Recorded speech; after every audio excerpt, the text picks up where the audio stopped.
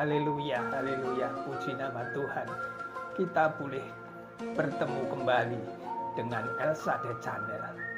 Mungkin saudara bertanya, kenapa kok di belakangnya itu di dalam kamar mandi seperti video yang di depan, di mana menurut orang-orang, ya, menurut tuan rumah di sini, menurut orang-orang di sekitar sini, begitu juga dengan orang-orang yang pernah mengkontrak tempat ini, di mana dikatakan di rumah ini ada tempat yang sangat angker,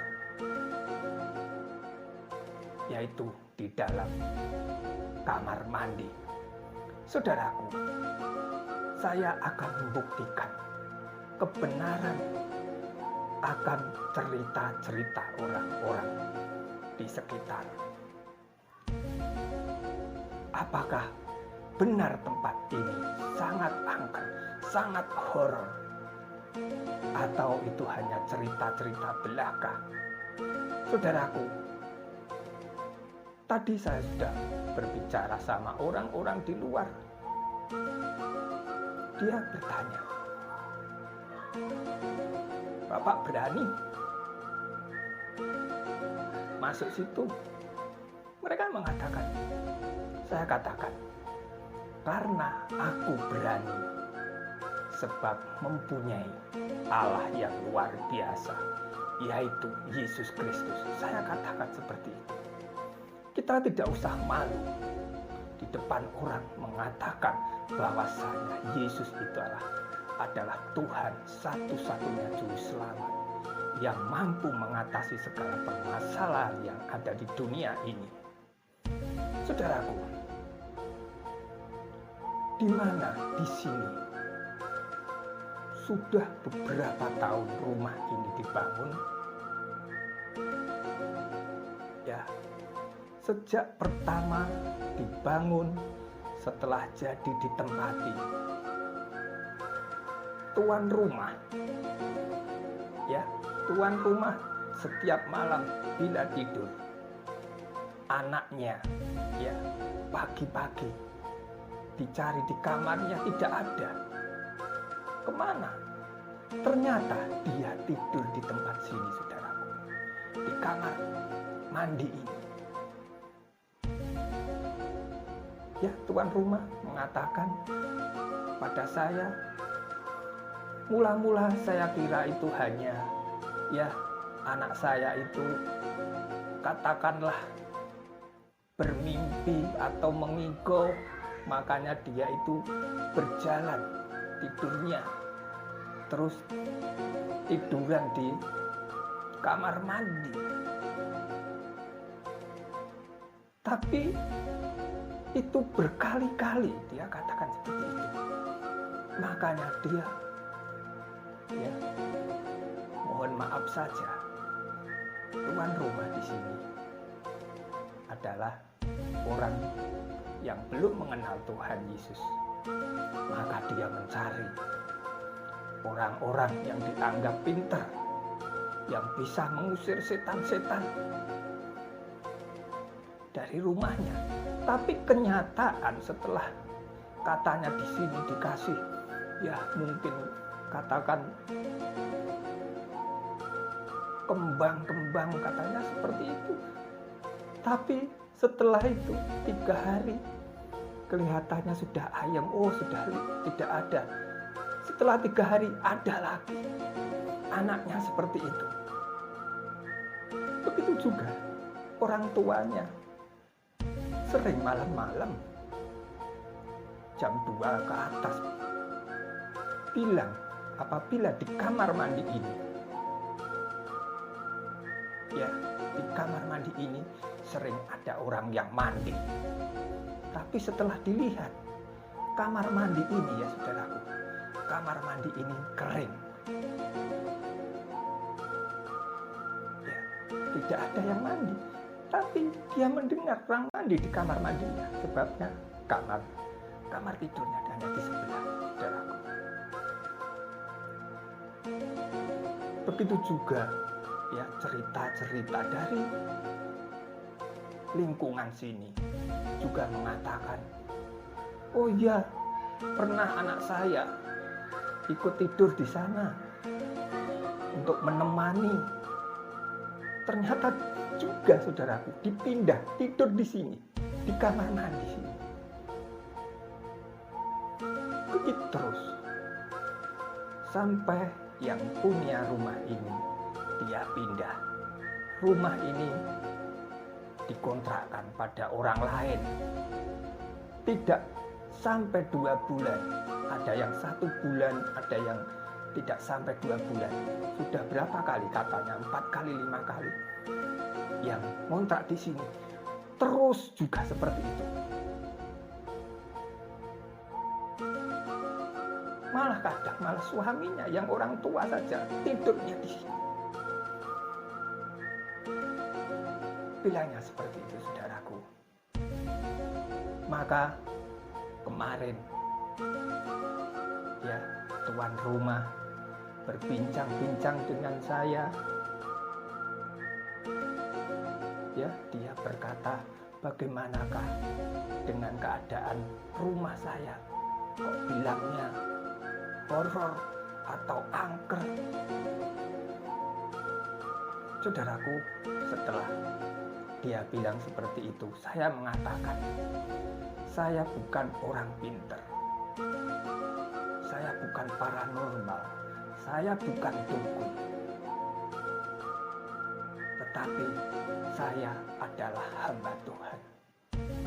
Saya percaya Tuhan Yesus, dialah satu-satunya penolong saya. Sebab saya katakan kepada yang punya rumah, bahwasanya kenapa saya bersedia untuk datang di rumah ini, di tempat kamar mandi ini, karena saya tergerak hati supaya tempat ini ditahirkan oleh Tuhan lewat saya. Mungkin seperti itu, saudaraku. Sebab saya mempunyai suatu keyakinan yang sungguh luar biasa di dalam Yesus Kristus, bahwasanya Yesus itu adalah satu-satunya Allah yang sungguh luar biasa. Sebab roh yang ada di dalam diriku adalah roh yang menolong hidupku selama ini. Yang aku percayai bahwasanya kuasa Roh Kudus, apabila orang yang percaya kepada Yesus, maka dipenuhi dengan kuasa Roh Kudus di dalam hidupnya. Makanya di dalam firman Tuhan, di dalam 1 Yohanes 4 ayat yang keempat, di situ dikatakan bahwasanya roh yang ada padaku lebih besar daripada roh yang ada di dunia ini, yang ada di sekitar tempat ini. Saudaraku yang terkasih dalam nama Tuhan Yesus Kristus, itulah yang kami pegang. Yang kami pegang teguh, bahwasanya saya percaya segala kuasa yang ada di dunia ini semuanya sudah diinjak, sudah dihancurkan oleh darah Yesus Kristus. Kiranya saudaraku, dimanapun saudara berada, apabila saudara mempunyai rumah atau kerabat saudara mempunyai tempat-tempat yang angker, saudara jangan minder sebagai anak Tuhan, tetapi kita harus memperlihatkan bahwasanya kuasa yang ada dalam hidupku lebih besar daripada kuasa iblis dan setan. Terima kasih saudaraku. Kiranya ya ini menjadi perenungan di dalam kehidupan kita sebagai anak-anak Tuhan. Apabila ada tempat-tempat yang dikatakan angker ataupun ya horor, kita nggak usah takut.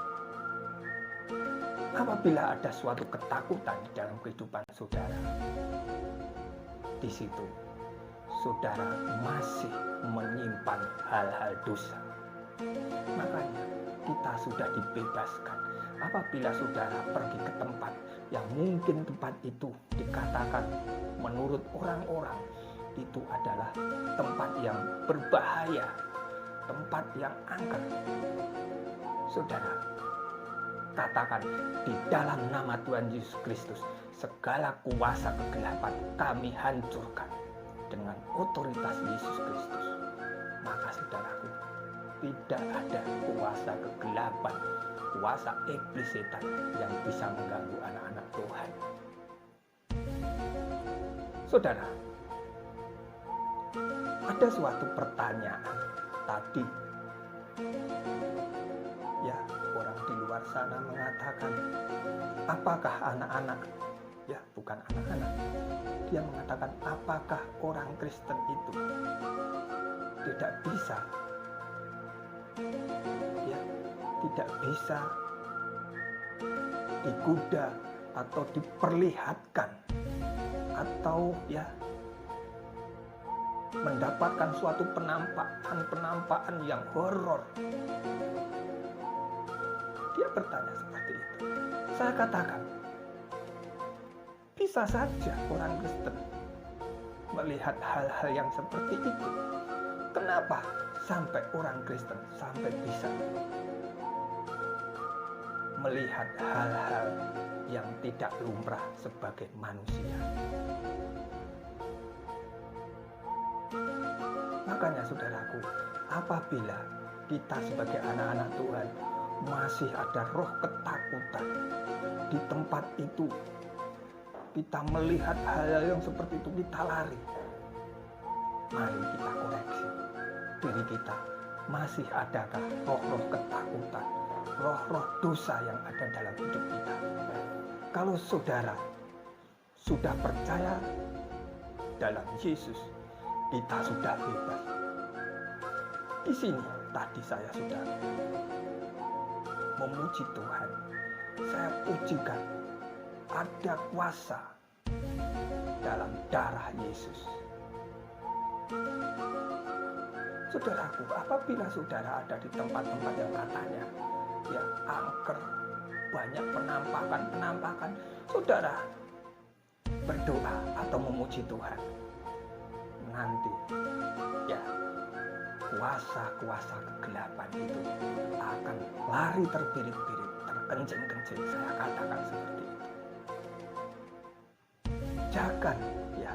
Jangan saudara memberi tempat sedikit pun, memberi celah sedikit pun kepada roh-roh ketakutan. Sebab saudara, roh-roh kegelapan seperti itu hanya ingin ya mempengaruhi iman kita supaya kita itu tawar, takut, mempercayai bahwa di tempat itu benar-benar ada kuasa-kuasa yang menguasai otoritas di tempat itu. Mari kita sebagai anak-anak Tuhan, kita selalu mengadakan doa peperangan rohani. Biarlah di lingkungan tempat tinggal kita, di tempat lingkungan sekitar kita, atau lebih jauh negara kita, dikuasai, dilingkupi oleh kuasa Roh Kudus. Mari saudaraku, kita mengadakan doa peperangan di dalam kehidupan kita. Sebab ya saudaraku, kuasa-kuasa roh teritorial itu memang sungguh ada. Memang saudaraku, saya tidak mempunyai karunia penglihatan, tetapi saya percaya saya diberi kuasa oleh Yesus. Saya diberi otoritas untuk mengalahkan segala tipu daya setan. Saudaraku, di sini saya membawa Alkitab ya. Membawa Alkitab, mari kita baca di dalam di dalam Lukas, ya, kitab Injil Lukas pasal yang ke-10 ayat yang ke-19. Saudaraku, maaf ya, tadi tidak membawa kacamata. Di sini dikatakan, ya, sesungguhnya aku telah memberikan kuasa kepada kamu untuk menginjak ular dan kalajengking, dan kuasa untuk menahan kekuatan musuh, sehingga tidak ada yang akan membahayakan kamu. Saya ulangi lagi, saudaraku, ya, sesungguhnya aku akan memberikan kuasa kepadamu.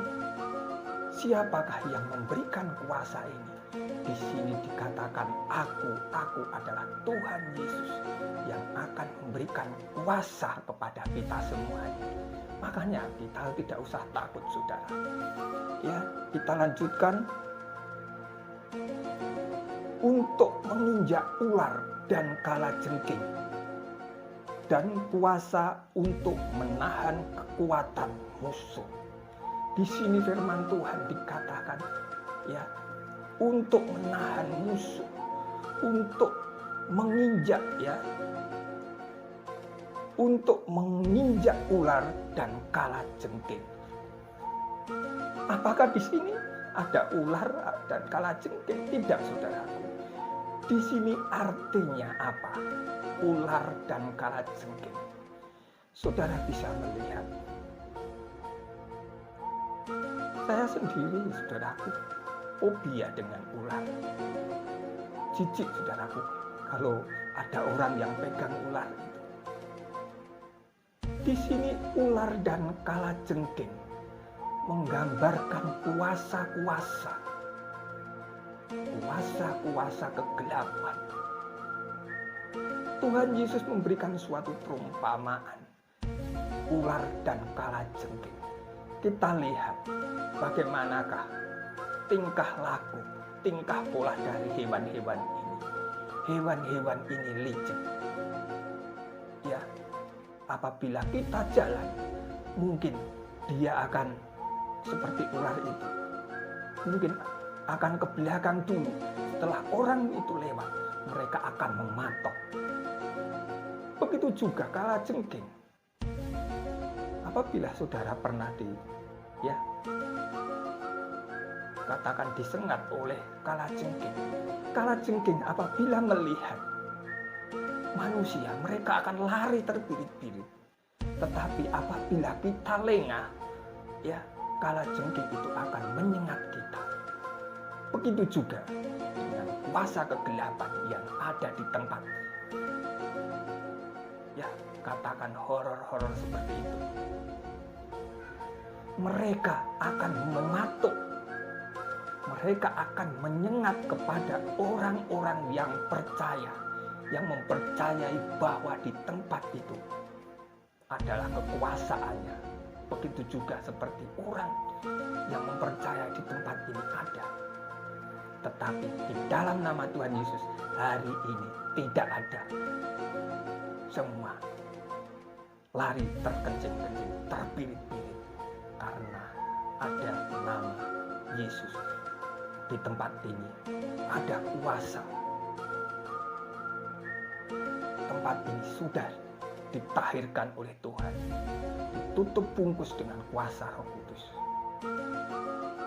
Makanya, saudaraku, tadi saya minta izin kepada yang punya rumah, saya akan memberikan renungan firman Tuhan sedikit untuk bahan perenungan kita semua. Saudaraku, memang benar kuasa kegelapan itu seperti ular, seperti kalajengking.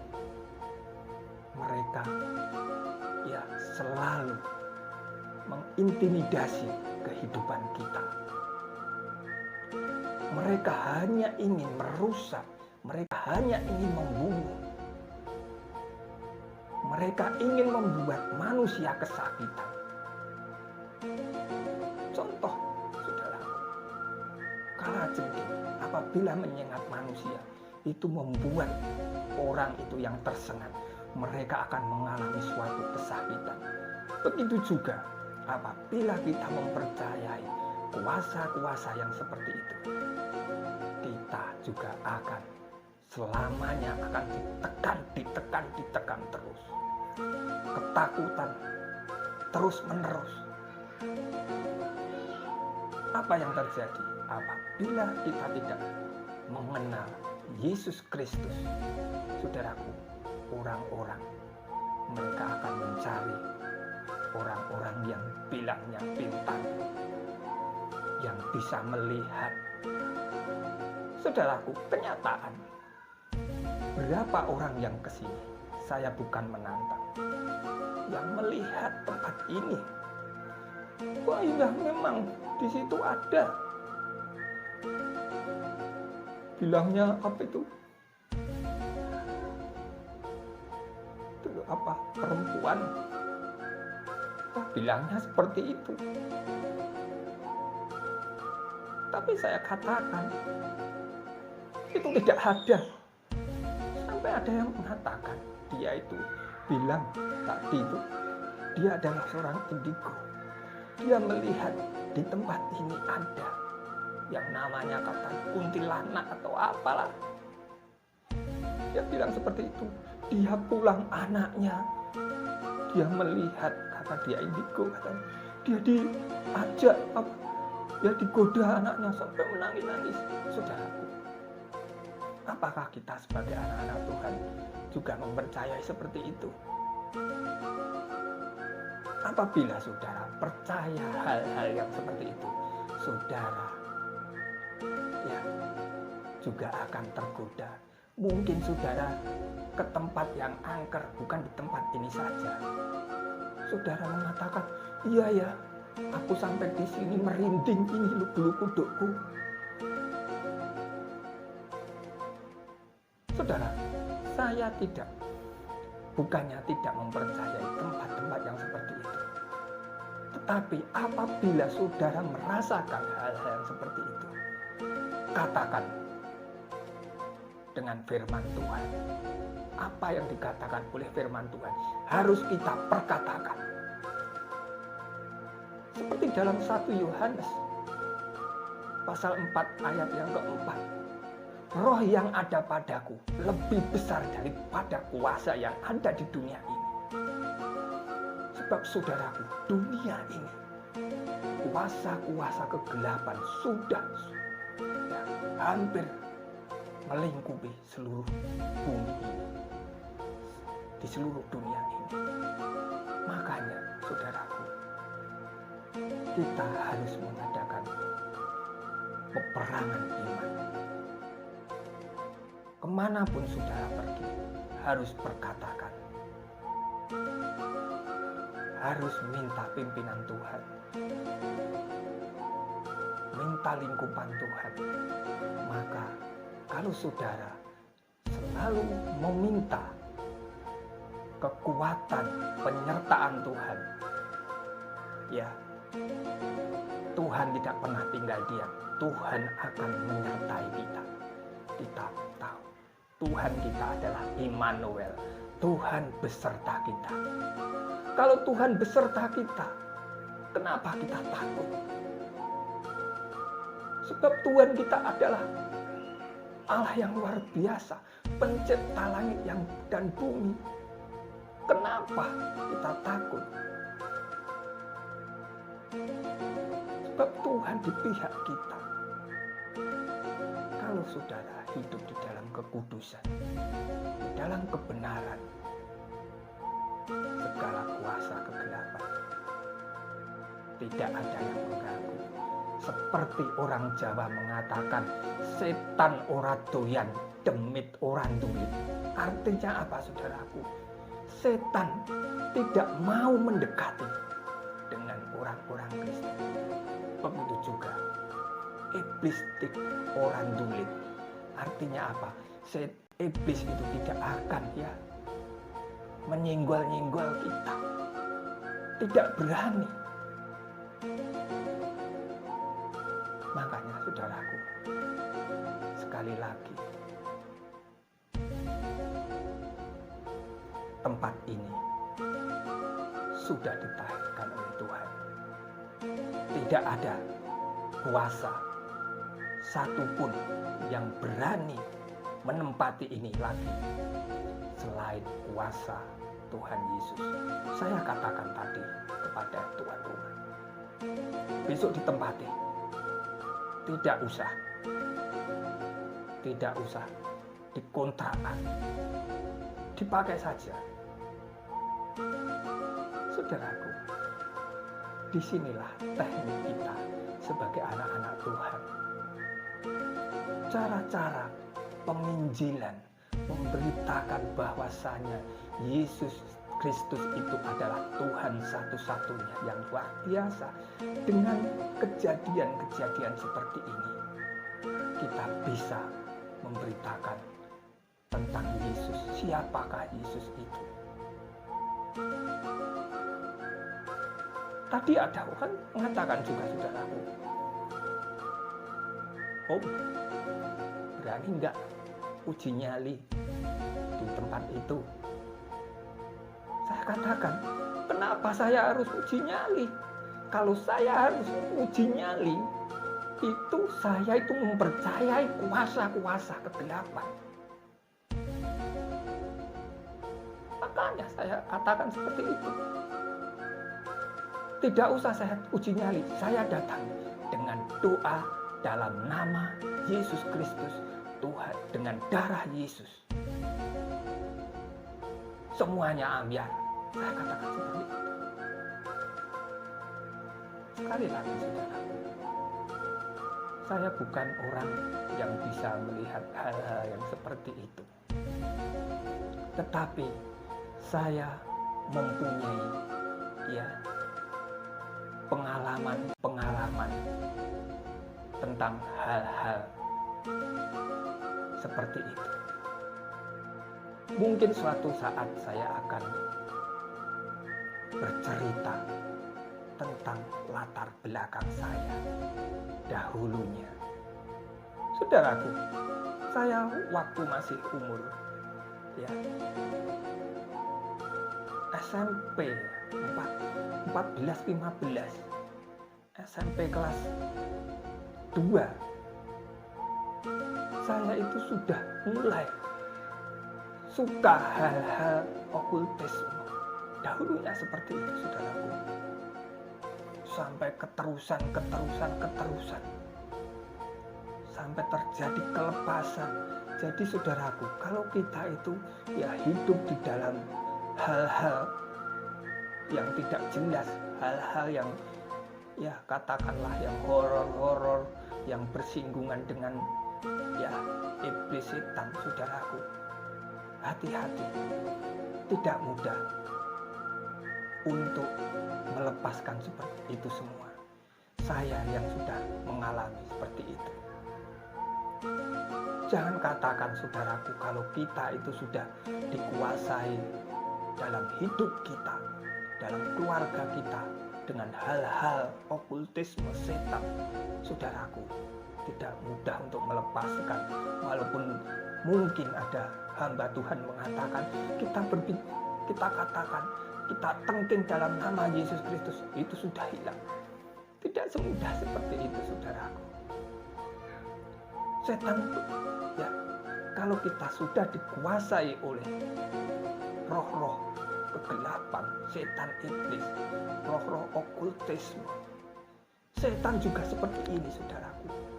Pengen menggenggam erat terus, jangan sampai korbannya ini bisa lepas.